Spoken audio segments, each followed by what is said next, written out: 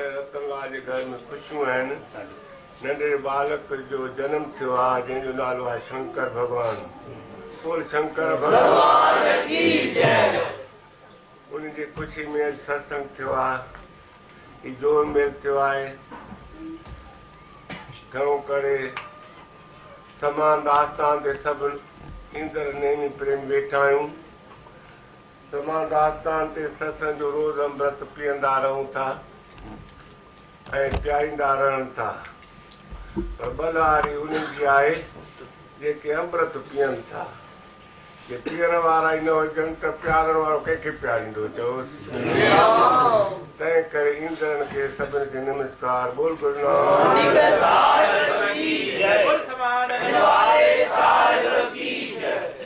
दरवेश सतगुरु अर्जन देव महाराज जी वाणी आहे, हमारी गणत न गणिया काई अपना बिरद बचा। यानी सच्ची पातशाह चवनि था अपने दास की आप पैज राखी नानक सद कुर्बान। दास कहिड़ा कहिड़नि दासनि जी उहो परमात्मा पैज रखे थो,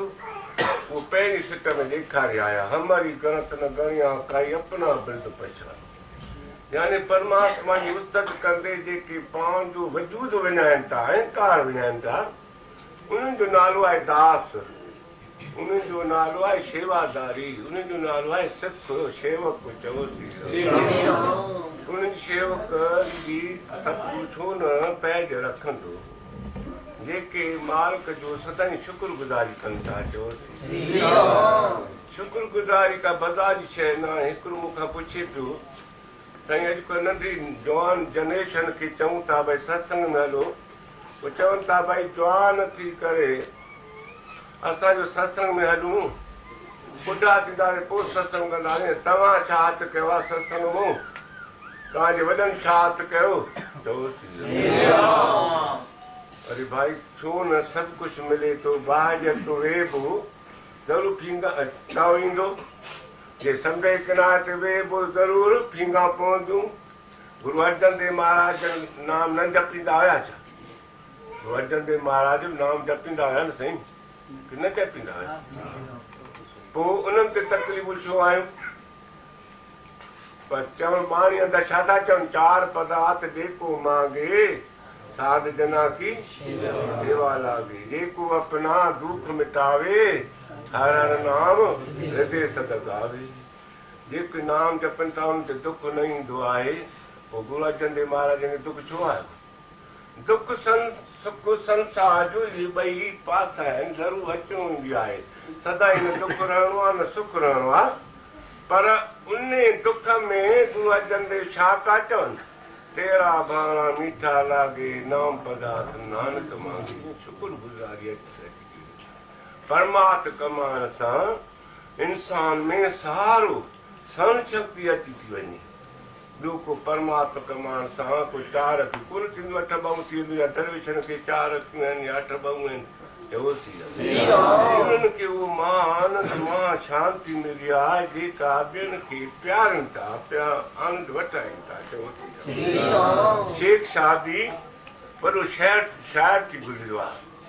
पोइ निमाज़ पढ़ी जीअं ॿाहिरि निकिरे थो, हिन जी पेरनि ते बि नज़र पई कि मुंहिंजो एॾो नालो शेख शादी जंहिंजा मुंहिंजा शाइर थियल आहिनि। अलाह साईं मूंखे तूं पेरनि उघारो कयो आहे, जुती बि न ॾिनी थी चओसि। जीअं जो बेशुकुर थियणु लॻो त अञा ॿाहिरि निकिरे त हिकिड़े वीचारे खे ॿई पेर कोन हुया चओसि। हुते हथ खणी रब खे चए पियो मुंहिंजा रब शुकुर आहे जुती न ॾिनी त न ॾिनी थी, पर रब मूंखे पेर त ॾिना थी न चओसि। हिते इंसान खे शुक्रगुज़ारी अची वञे थी। साईं हरदास राम गोदरी वारा घनश्याम जेके चवंदा आहिनि बोल गोदरी वारा। साईं सतराम दास जा सेवक हुया चओसि। पोइ पढ़ियल त कोन हुया, पर हुनजी कमाई वॾी थी वई आहे। हिकिड़े दफ़े जीअं दरबार में वेठा हुया, हिकिड़ो सेवक अगरबत्तियूं खणी करे गुरू बाबा दया कजांइ, गुरू बाबा दया कजांइ, मथे अखियूं लॻियूं पियूं आहिनि चओसि। सभु तॾहिं पई जो विचाए कोई चांहि पी कोप बसी रखियो, लत जो लॻी वञो, अखियूं त मथे हुयसि। जतरे को बि बसी भॼी पियो त साईं हरदास राम चए थो अरे गुरू बाबा तोखे छा कंदो पिया चलो गुरू बाबा दया को गुरू बाबा दया को हेठि निहार साईं किन विसार चयोसीं कहिड़ा न ॿ टपा सिख्या भरिया आहिनि चयोसीं कोई विद्वान को काची पयल कोन हो साईं हरदास राम पर उन्हनि में नाम जो रंग हुयो जंहिंजे करे उनजी वचन वचन हिकु अखर में बि वॾो महतत्व रखियल हुयो चयोसीं चई तूं जो अगरबत्तियूं भरे दया कर साधन जो कोप बसी बनी छॾे हेठि त निहार कुकड़ा पता रखियो आहे थाली रखी आहे को कोप बसी रखियो आहे साधन जो कोप बसी बनी छॾे उते माफ़ी थो वठे संत चवनि था हेठि निहार साईं खे न विसार अरे जेकी तोखे मालिक ॾिनो आहे इन खां तोखे वधीक ग़रीब बि पिया आहिनि जेकॾहिं को दुख बि अची वियो आहे तोखे वधीक दुखी पिया आहिनि चयोसीं तंहिं करे तूं हेठि निहार ग़रीबनि निहारींदे दुखीने निहारींदे त तोखे उहा शुक्रगुज़ारी मालिक जी अची अहिड़ा बि जीव आहिनि जिन खे अखियूं कोन्हनि अहिड़ा जीव आहिनि जिन खे हथ ई कोन्हनि अहिड़ा जीव आहिनि जेके वीचारा ॿुधी नथा सघनि असां सत्संग त ॿुधूं था इहा वॾी कृपा न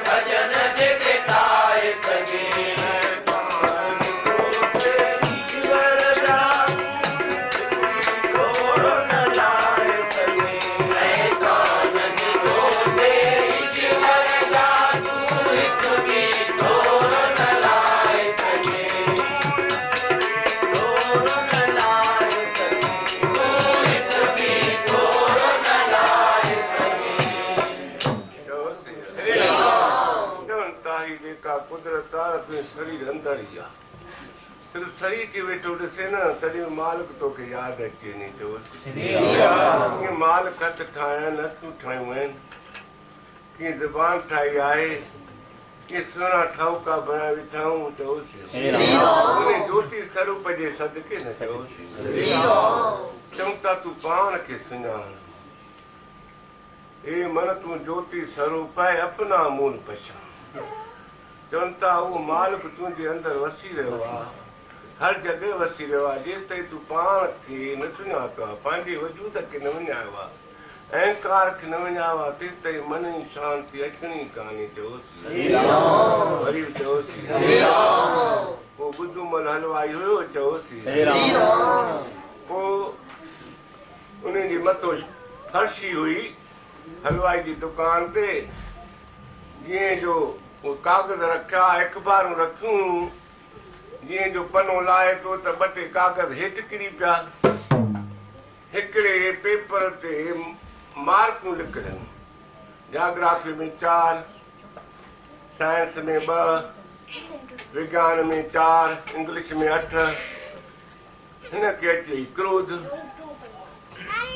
शिशमाई महीने में शायदि पुट जो पेपर आहे मुंहिंजे पुट जूं मार्कूं आहिनि पुट खे ॻिचीअ खां वठी करे क्रोध करणु लॻो नारायक कढ 6 महीने जे इम्तिहान में हे मार्कूं खणी आयो आहियां चओसि हो चए बाबा मुंहिंजो पेपर मुंहिंजे खीसे में पियो आहे हाणे अञा रिज़ल्ट आउट थियो आहे 6 महीने जो जंहिंमें मां 8 जा मार्कूं सभु सब्जेक्ट में खणियूं आहिनि इहो पेपर मुंहिंजो न इहो पेपर तव्हांजो हूंदो चओसि चए माल पुटु हलवाई चए तूं हाणे पाण ते मां कीअं क्रोध कयां चओसि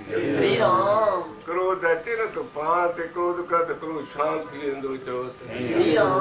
पाण ते कीअं ईंदो चओसि इंसान जेसि ताईं पाण खे नथो वीचारे पाण खे नथो ॾिसे उहा ई स्त्री पाण खे ठाहे सघंदी आहे जेका पंहिंजो मुंहुं आईने में ॾिसंदी आहे चओसि उहा जॻह तूं पाण खे ठाहे सघंदा जो पाण खे वरी वरी वीचारे त मां छा ॿुधी आयो आहियां मां कंहिंजो शेवक आहियां चओसि वरी चओसि तंहिं करे दवे चवनि था भई पाण खे सुञाण उहे दास आहिनि जेके वारी वारी पाण ते वीचार कयूं था त मूंखे ज़िंदगी छाजे लाइ मिली आहे मां छाजे लाइ आहियां मूंखे छा कटो करिणो आहे छा संतनि वटि ॿुधी आहे ऐं वीचार करण सां ई उहा जेका आहे न अंदरि उहा ॿुधी खुले थी चओसि नासुक परियां पंडिता नासुक भूप भया नासुक विच ग्रस्त दे नासुक छॾ गया समन सुख वीचार दे जेके संता सरन पिया चओसि ना पंडितनि खे भई सुख आहे 4 वेद पढ़ी आया तंहिं करे उहे सुखी आहिनि चई न बाबा या राजाऊं सुखी आहिनि साहिबनि जो फैसलो आहे न सदर सृष्ट को राजा दुखिया हर का नाम जपतो सुखी आहे चओसि सारी सृष्टि जा वॾा पेगम पंहिंजो वॾा कुर्सीअ वारा मिनिस्टर हुजनि प्राइम मिनिस्टर हुजनि वॾा उहिदेदार हुजनि यानी चवनि था सभु दुखी आहिनि पर सुख तॾहिं मिले थो जॾहिं ही को वीचार करे थो संतनि जी वचन ते चओसि ना सुख परियां पंडिता ना सुख भूप भया ना सुख विच ग्रस्त दे ना सुख छॾ गया भई मथां सम्झो त गृहस्थी सुखी आहिनि गृहस्थी उहे सुखी आहिनि जेके वीचार युक्तूं हथ कनि था चओसि गृहस्थ जो ॻाढो गृहस्थ आश्रम ऊचो आश्रम आहे पर वीचार सन घर खे जेकॾहिं तूं सुर्ग बणायो तो चयो मां सयो त कमु ठहियो चओसि अॼुकल्ह त संसार में ॾिठो वञे थो त हर को सुबुह जो 7 भाती घर में आहिनि त हर को पंहिंजो हर कंहिंजो मुंहुं पंहिंजे लेखे आहे को चए थो मूंखे टे प्रकार न मिलियो को चए मूंखे कुटी न मिली को चए मूंखे आमलेट न मिलियो चओसि हर को कावड़े वेठो आहे उहो कटोरा खणी हर को पिने थो पियो चओसि हो चए मूंखे सुख ॾे हो चए मूंखे सुख ॾियण वारो केरु आहे चओसि 4 फ़क़ीर बाज़ार में पिनण लाइ निकिता कटोरा खणी करे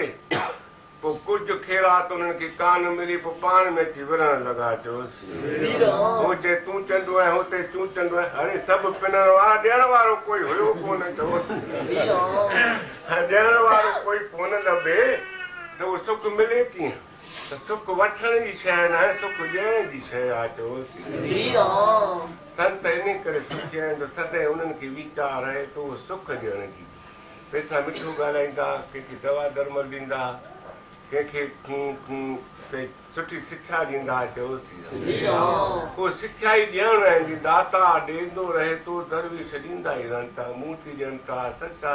शास्त्र लिखी वञनि था गुरू अर्जन देव खे कहिड़ी ज़रूरत आहे गुरू ग्रंथ साहिब ठाहिण जी चयोसि असां जीवन जे कल्याण वास्ते एॾी तकलीफ़ वठी गुरू ग्रंथ साहिब ठाहियो चयोसि वरी चयोसि पर चवनि था सत्शास्त्र पढ़ण वारा के थोरा हूंदा आहिनि नावल पढ़ण वारा घणा फ़ाहिश किताब पढ़ण वारा घणा ख़बरूं ॿुधण वारा घणा टीवीअ में फ़ाहिश हींअर फिल्म ॾिसण वारा घणा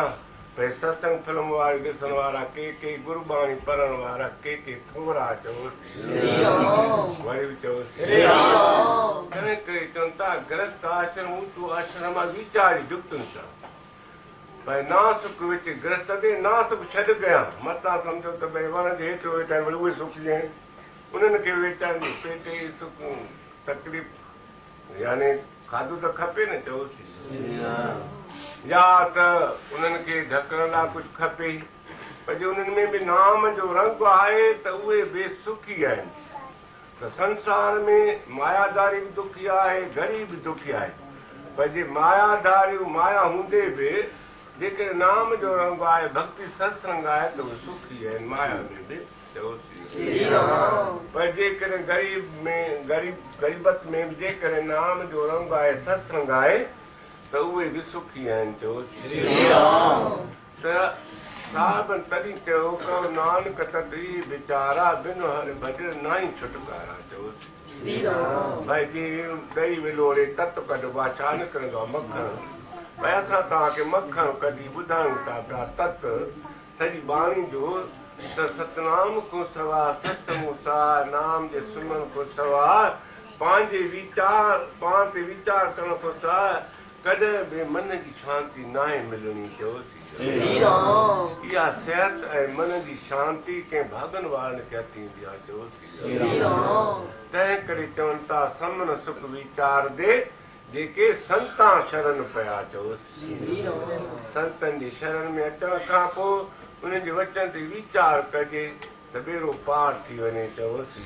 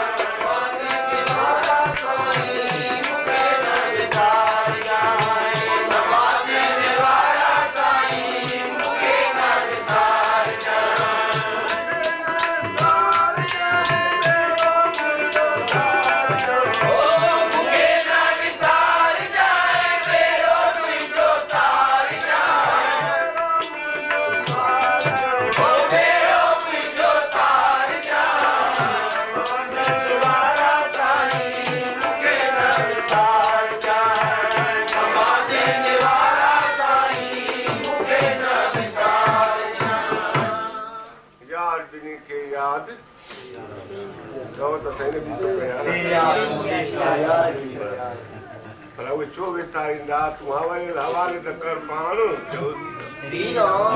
जंहिं तूं पतीअ जी स्वाद थी थियणु चाहे तूं पाण त हवाले कर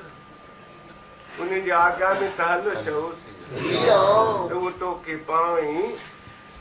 सभु कुझु ॾींदा चयोसि जंहिंजो तूं थियणु चाहे थो तूं पाण खे हवाले कर। साईं सतराम दास जा कई सेवक हुया पर अमर चई साईं पाण जो पाण उनखे हवाले कयो हवाले कयो माना आज्ञा मञ। हिकु दफ़े सुठी पोशाक पई आहे साईं चयोसि पोइ साईं सतराम दास मेल में बीहणा हुया भगत साहिब खे चवनि था शेर ॿध हाणे साईं कपिड़ा मथां मेरा थी वञनि पोइ वेही करे ओकरूं शेर पिया ॿधनि उहा शेर चङी तरह न पई ॿधजे शेर जो न पई ॿधजे त साईं सतराम दास चवनि था चङी तरह ॿध वरी जो ॿधे त वरी ढिली थी वञे चई कंवर उहे कपिड़ा कहिड़े कम जा जेके सतगुरु जे शेवा खां परे कनि चयोसि बसि वचन निकितो वचन मञिजी वियो पर उहे कपिड़ा लाइ उमिरि भर ताईं छोई जा कपिड़ा पाताऊं जंहिंजे करे जिते बि फोटू भगत साहिब जो हूंदो आहे त छोई जो भूषण ज़रूरु विझंदा अथसि मिटी में चयोसि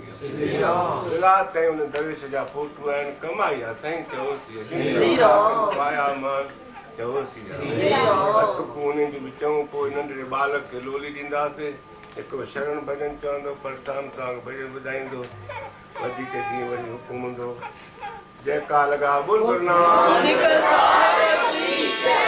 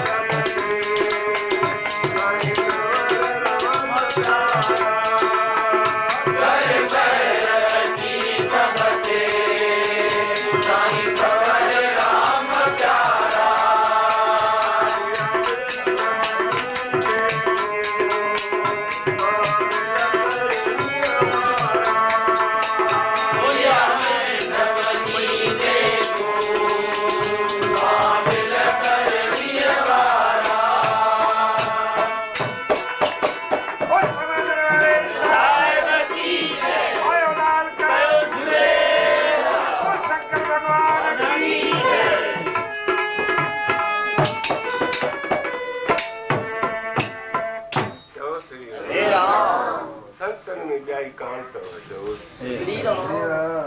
हाणे साईं भगत साहब जा पोटा साईं मनोहर लाल वियासीं अमरावती मना आयासीं दरवेश आया काथे कानपुर में वर्सी साहब हुई साईं चाडूराम हुया मनोहर लाल साईं मनोहर लाल हुया। पोइ पलव जे ॾींहुं ॿ प्रेमी हूंदा आहिनि जेके पोशाक पाईंदा आहिनि बाकायदे शेर जामो पटकी पगड़ी जीअं भगत साहब जो रूप बणिजी वेंदा आहिनि हुनजो जामो ठहियलु आहे जीअं जामनि में पाईंदा आहिनि चओसीं उहे ॿई पलव ॾींहुं पाईंदा आहिनि। पोइ मनोहर लाल ॾाढो ख़ुशि पियो थिए ऐं साईं सतराम दास साईं कंवरराम जा भॼन पिया ॻायूं। पोइ मोहनलाल हाणे अमरावती जो वारो आयो आहे जिते संतनि इस्पताल थी ठहे पई महाराज रूप भॼन चैरिटेबल हॉस्पिटल 2 मंज़िला ठही वियूं आहिनि। संतनि जी दया सां वरी अॻिते कमु बि थी वेंदो पूरो। हाणे हिन साल 91 में चए थो त हेठियों पोर्शन कंप्लीट थी वियो आहे अस्पताल फिजिशियन जो कमु शुरू थी वेंदो चओसीं। बाक़ी ऑपरेशन ऐं थोरो इहे एक्सरे जा औज़ार अचणा आहिनि चओसीं। तो ॻाल्हि पियो करे चए साईं मनोहर लाल सत्संग में ॻाल्हि कढी ऐं संतनि में भेद कोन त असां सम्झंदा आहियूं त भगत साहिब मूंखां नालो वठंदा ई न आहिनि। असां त कानपुर में वियासीं एॾो प्रेम मिलियो एॾी सिक मिली जो असांखे अञा ताईं उहा विसरे नथी चओसीं। तो प्यारा संत हिकिड़ी धाम मां आया आहिनि। साईं टेऊंराम को हाल वाल को दरवेश वठंदो हुयो न पोइ साईं टेऊंराम हाल वाल कहिड़ा ॾींदा हुया चई साईं तव्हां आया हो हैदराबाद को असां खंडूर साहिब रहंदा आहियूं हिकिड़े ई आत्म धाम आया आहियूं ॿियो मिड़ई सुख आहे चओसीं। वरी चओसीं तंहिं करे चवनि था भाई ॿियाई में दुख अथव दुतिया भाउ में दुख आहे। जॾहिं पाण खे जी वीचारे थो पाण ते क्रोध कंदो क्रोध ईंदो ई न पाण ते काम कंदो ईंदो ई कोन काम चओसीं। पंहिंजे मन इंद्रियनि ते हर वक़्तु पहिरो ॾेई करे उन खे संभालींदो रहे त उन साईं जीव जी ॿुधी निर्मल थिए थी चओसीं। असां सिर्फ़ु ॿाहिरि था निहारूं न बसि इन करे उहा ग़लती करे विझूं था जे अंदरि निहारूं त बसि सुख ई सुख आहे चओसीं। अंदरि निहार जी जुगती किथां मिलंदी इन सत्संग मां चओसीं। तंहिं करे भगत साहिब जी पोइ तोखे छा था चवनि कविदास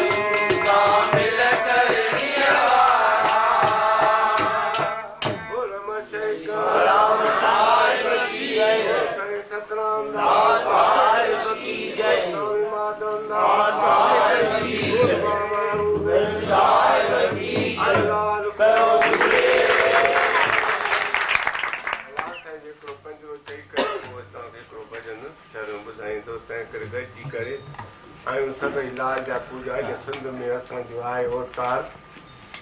झूलेलाल चओसीं। सभई असां मञींदा रहूं अमरलाल साईं खे तंहिं करे गॾिजी करे सभई चऊं छा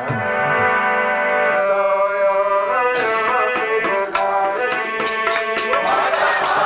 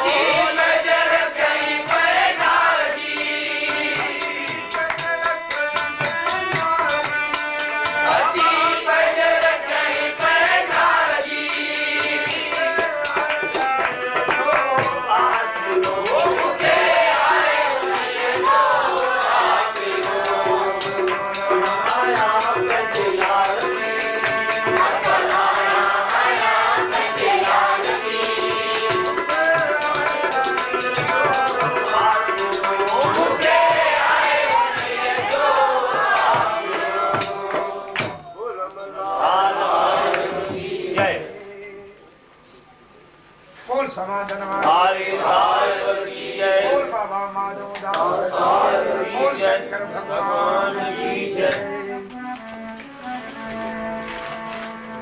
बोल समाधि वाले सारंग की जय।